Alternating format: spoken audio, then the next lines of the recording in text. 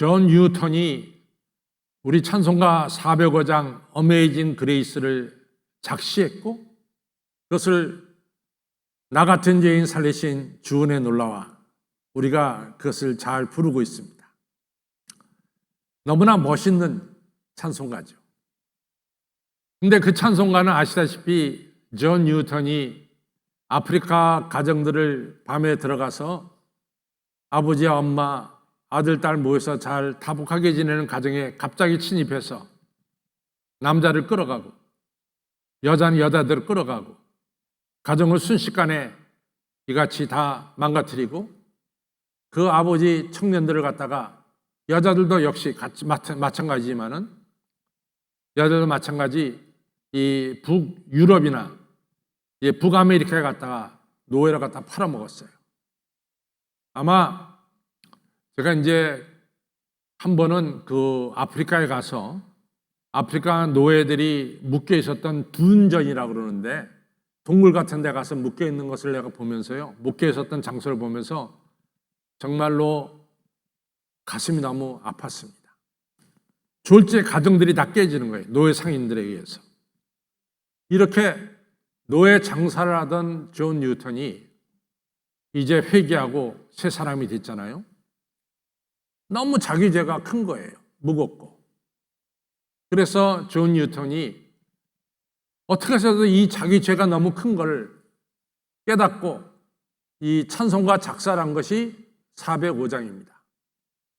나 같은 죄인, 정말 가정을 깨뜨리고 사람을 죽인 나 같은 죄인 살리신 주님의 은혜 너무나 놀랍습니다. 이 찬송가는 이 자기가 죄인이라고 하는 것, 그래서 용서받았다고 하는 것, 이것이 너무 크다. 거기에 어메이징 그레이스 하나님의 그 크신 은혜가 거기 강조되는 것이죠. 그런데 요즘 사람들은 어떻게 찬송가 405장을 부르냐면 나 같은 사람 살리신 죄인 대신 사람으로 바뀌었어요. 원래 핵심은 나 같은 죄인 살리신 거기 죄인이라고 하는 것이 확실하게 박혀 있는데 오늘날 사람들은 너 죄인이다, 너 잘못됐다 이런 말을 들으면은 굉장히 반발심이 생깁니다. 내가 왜 죄인이냐? 이러니까 나 같은 사람 살리신으로 죄인을 빼버리고 사람을 바꿨어요. 사람을 집어넣어 버렸단 말이죠. 그러니까 원칙적으로 말하면 찬송가 405장에 심오한 뜻을 갖다가 이 변경시켜버리고 만 거죠. 이처럼 현대인들은 이 죄인에 대해서 별로 심각하게 자기에게 적용하지 않습니다. 근데 이게 얼마나 이 여파가 나타나냐면은 여러분들 우리가 죄인이라고 하는 사실을 갖다가 인식하지 못할 때 우리에게 예수 그리스도의 십자가의 보혈이 필요할까요? 예수님의 십자가의 보혈은 내 죄를 씻는 용서의 피거든요.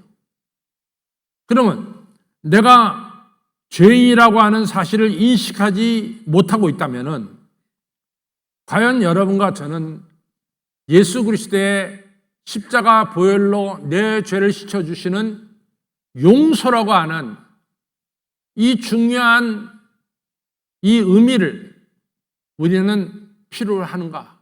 그런 얘기입니다.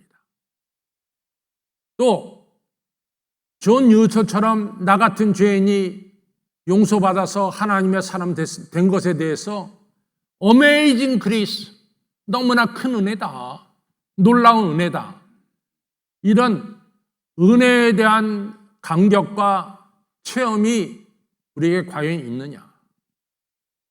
나 같은 죄인 살리신 하나님의 엄청난 사랑이 우리에게 과연 느껴지고 있는가? 그래서 사실은 여름나 저나 다 어마어마한 은혜 가운데 오늘 이 자리에 있거든요. 그런데 문제는 은혜 속에 살면서 우리가 기쁨이 없단 말이지, 신앙생활에. 감사가 없단 말이지. 감격이 없단 말이지. 제가 목회를 하면서 여러 번 생각을 했어요. 사실은 하나님의 그 크신 은혜 가운데 여러분과 저가 이 자리에 있는데 왜 우리는 이런 은혜를 받으면서도 감격하지 못하고 감사하지 못하고 기쁨이 없는가? 많이 생각을 했어요. 그리고 파고 들어가니까 우리가 사실은 내가 죄인이었다라고 하는 사실, 이 죄가 정말로 예수 그리스도의 십자가의 보혈로 씻임받고 용서받았다라고 하는 이 죄사함의 축복과 은총을 별로 심각하게 우리가 느끼지 못하고 있다라고 하는 사실이에요. 그래서 내가 죄인이라고 하는 사실을 갖다가 등한히 여길 때 그 여파로 찾아오는 것이 뭐냐면은 용서의 축복이 사라집니다. 하나님께서 내게 베푸신 은혜의 축복도 사라집니다. 그리고 하나님이 나를 사랑하시는 이 사랑의 감격도 동시에 사라진다라고 하는 사실이에요.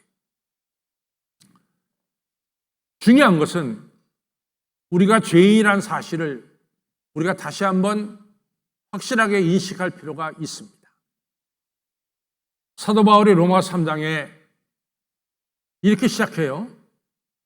유대인이나 헬라인이나 다 모든 사람이 죄 아래에 있다. 이렇게 시작합니다. 우리가 로마 3장을 펼쳐보면 사도 바울의 시작이 이렇게 시작돼요. 유대인들은 자기들이 하나님의 자녀고 헬라인들은 할례 받지 못한 인간이기 때문에 죄인들이라고 생각을 했어요. 근데 사도 바울은 할례 받은 유대인도 죄인이 있고 할례 받지 않는 헬라인들도 다 죄인이다. 크리스천도 죄인이고 크리스천이 아닌 사람도 죄인이다. 우리 모두는 다 죄 아래에 있다. 그러면서 그 다음 말이 뭐냐? 의인은 없나니 한 사람도 없다. 이렇게 말씀하고 있습니다. 그 다음에 3장 23절로 넘어가면은 우리가 다 죄 가운데 있으므로 하나님의 영광의 자리에 이르지 못한다. 사도 바울은 우리 전체를 가리켜서 우리가 다 누구 하나 빼놓지 않고 다 우리가 죄 아래에 있고 죄 가운데 있음을 사도 바울은 지적하고 나섭니다. 그리고 창세기 6장에 가서 보면은 우리 하나님께서 여러분과 저 사람을 지으신 것을 후회하셨다. 왜? 사람이 너무나 죄 가운데 살기 때문에 사람 지으신 것을 후회하셨다라고 창세기 6장에 정확하게 말씀하고 있습니다. 이 얘기는 여러분과 저가 다 죄인이라는 얘기죠. 그 다음에 우리가 로마서 또 3장에 더 들어가 보면은 잘 보자. 너희 목구멍은 열린 무덤이고 너희 혀는 남을 속이기에 바쁘고 너희 입술에는 독사의 독이 있지 않냐? 이러면서 우리를 지적하고 있습니다.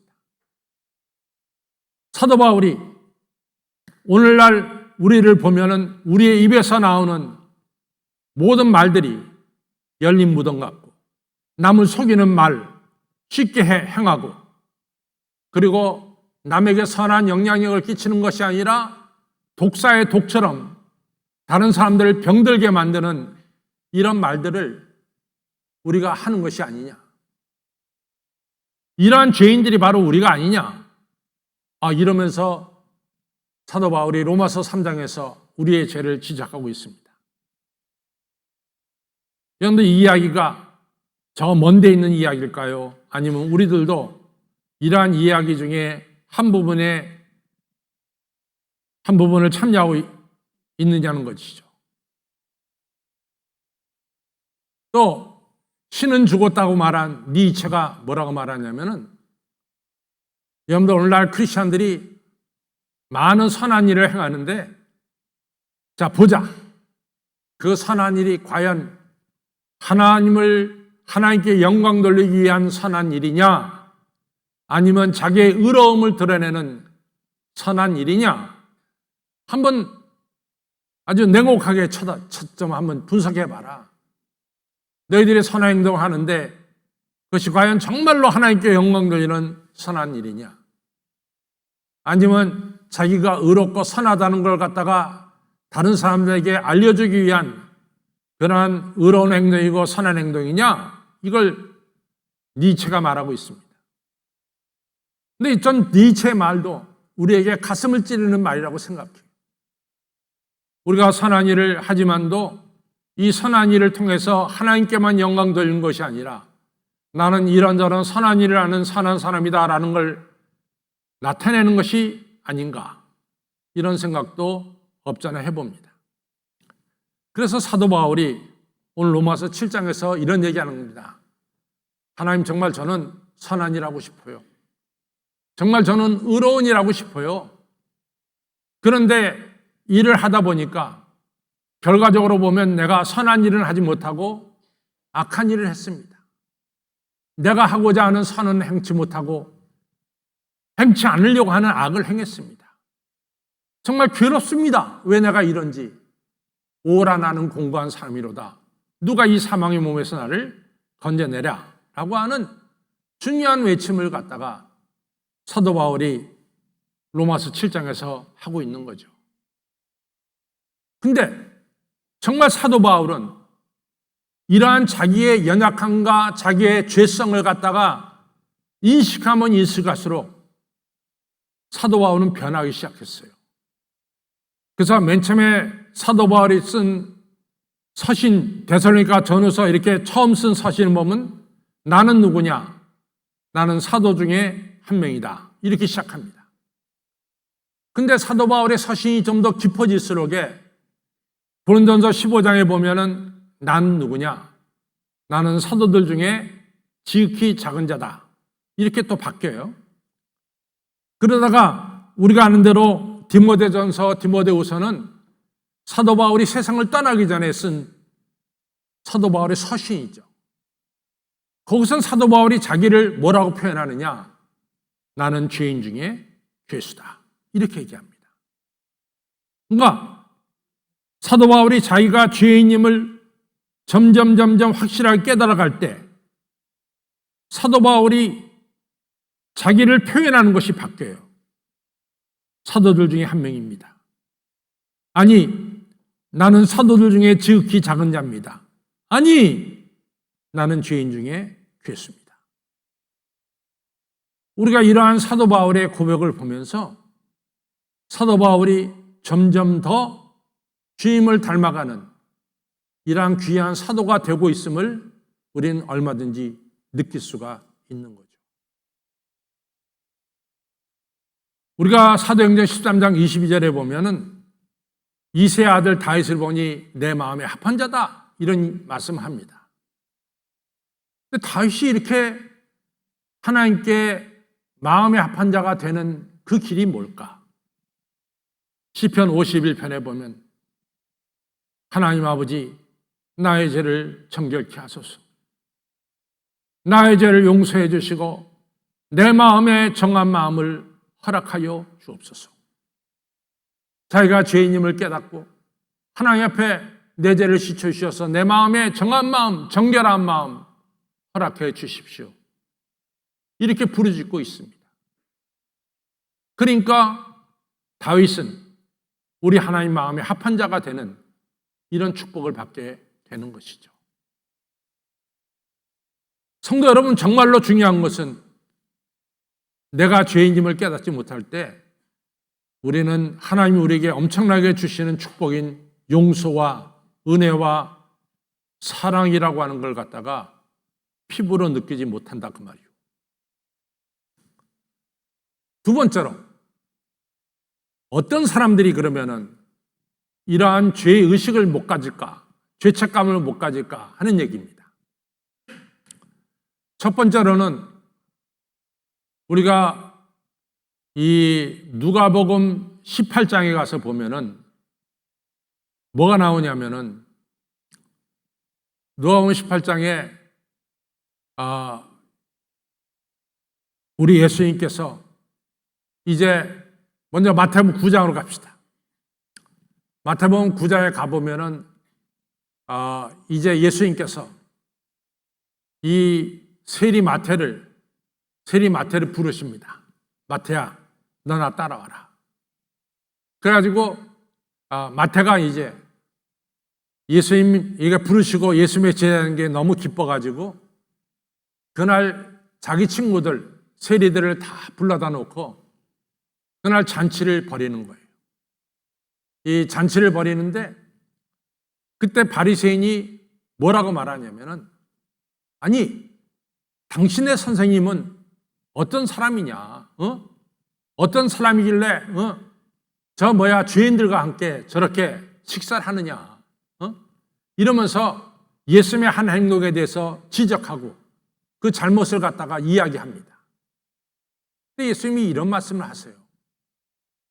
여러분들, 의사 선생님에게 누가 필요합니까? 건강한 사람들에게는 의사 선생님 필요 없어요. 환자들에게 의사 선생님 필요하죠. 마찬가지로 나는 의인을 부르러 온 것이 아니라 내가 스스로 의롭다고 말하는 의인을 부르러 온 것이 아니라 나는 죄인을 부르러 왔습니다. 중요한 말씀합니다. 다시 누가복음 18장에 돌아가 보면은 하나님 앞에서 바리새인하고 세리가 기도하러 올라갔어요. 바리새인이 뭐라고 말합니까? 하나님, 저는 저 뒤에 있는 세리하고는 다르죠. 나는요, 아시다시피 일주일에 이틀씩 금식하고 소득의 11조를 바치고 나는 토색이나 불이나 이러한 죄를 저지른 적이 없습니다. 나는 근본적으로 저 뒤에 있는 세리하고는 다릅니다. 이런 얘기를 하죠. 여러분, 이러한 사람들은 지금 하나님 앞에서 자기의 의로운 일을 자랑하는 거예요. 이러한 사람은 하나님 앞에서 하나님의 아들 예수님이 잘못한 것을 갖다가 지적하는 사람들이에요. 이런 사람들에게 과연 자기가 죄인이라고 하는 죄책감과 죄의식을 갖겠냐? 이런 사실입니다.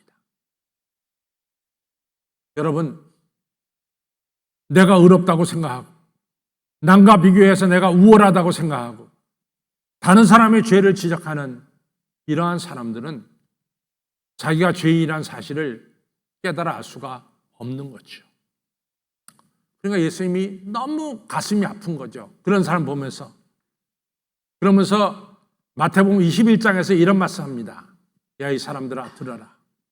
너희들이 죄인이라고 말하는 저 세리와 청기들이 스스로 의롭다고 말하는 너희들보다 먼저 천국에 들어가느니라.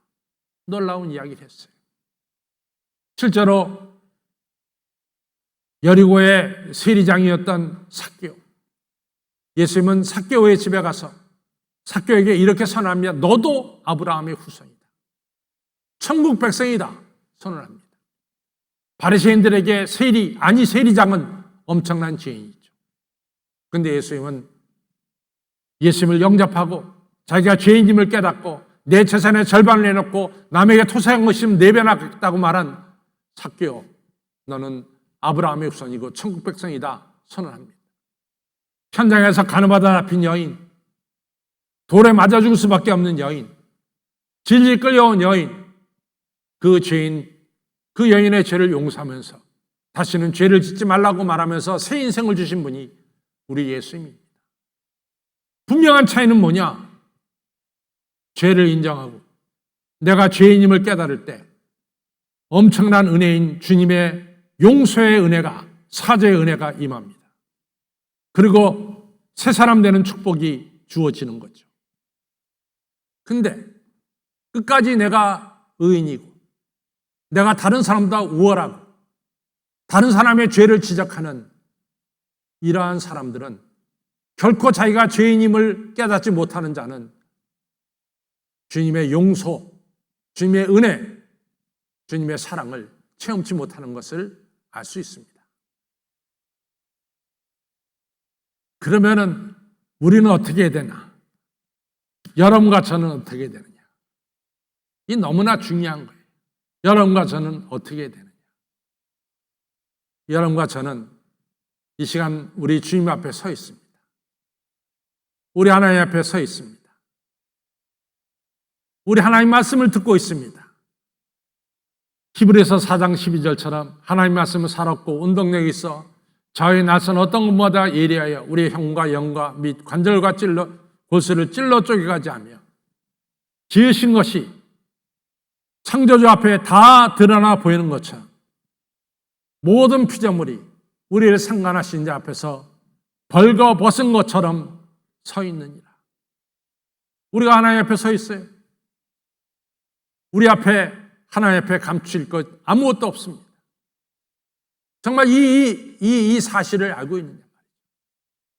내가 지금 한신교회 예배당에서 예배를 드리는데 내가 우리 주님 앞에 서 있음을 깨닫고 우리 주님 앞에 모든 것이 감춰지는 것이 없고 나의 모든 것이 다 드러난다는 것을 깨닫고 있느냐는 거죠.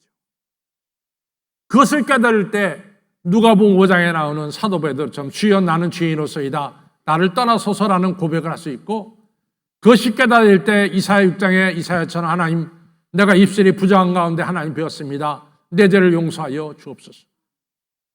그것이 깨달을 때 다윗처럼 시편 30편에 내가 내 죄를 토설치 아니할 때 내가 너무 괴롭고 마음이 아팠습니다. 하나님의 손이 쥐하러 내 가슴을 누르오니 내 진액이 편하여 여름 간물에처럼 내가 변화되고 말았습니다. 내가 이제 하나님 앞에 나가서 내 죄를 다 고백하고 내가 내 죄를 다 구하리이다. 내가 주님께로부터 죄 용서 한 받기를 원합니다. 이러한 놀라운 시를 시편 32편에서 쓰셨어요. 여러분과 저는 과연 그러냐 그 말이죠. 여러분과 저는 사실은 주님의 뒤를 따라가다가 그 주님의 뒤를 벗어난 길 잃어버린 양처럼 내 마음대로 주님의 뒤를 따르지 않고 헤매고 있는 양은 아닌가. 내가 주님의 뜻을 따른다고 하지만 사실은 내 욕심과 내 의지대로 살아가는 내가 아닌가. 여러분 우리를 한번 자세히 보시기 바랍니다. 우리는 맡겨진 일, 주님의 일에 대해서 정말로 충성스럽게 하고 있느냐? 하고 있는 것도 한번 살펴보시기 바랍니다. 정말로 따져보면 우리는 죄인입니다. 하나님의 마음을 아프게 한 죄인이고 이러한 죄인됨을 우리가 깨달을 때 오늘 사도 바울의 고백이 나올 수 있죠. 오라 나는 공고한 사람이로다. 누가 이 사망의 몸에서 나를 건져내랴. 그때 우리 주 예수 그리스도의 은혜를 내가 감사합니다. 왜냐? 내가 죄인됨을 고백할 때, 내 죄책감을 가지고 죄인됨을 고백할 때 우리 예수님은 우리의 죄를 맑게 씻겨주시고 용서의 축복을 베풀어 주시고 우리에게 은혜를 베풀어 주시고 사랑을 베풀어 주시고 여러분과 저로 하여금 새로운 사람 되도록 축복해 주시고 인도해 주시는 이러한 은총이 우리에게 임하는 것이죠. 늘 생각하는 것이 왜 우리는 은혜를 받고 있지만 은혜에 대해서 깨닫지 못할까? 우리가 은혜 받고 있지만 은혜에 대해서 감격하지 못할까? 그 근원으로 찾아보니까 내가 죄인됨을 알지 못하고 내가 의인이었다라고 하는 착각 속에 살아가고 있었음을 우리는 우리 자신을 발견하게 됩니다.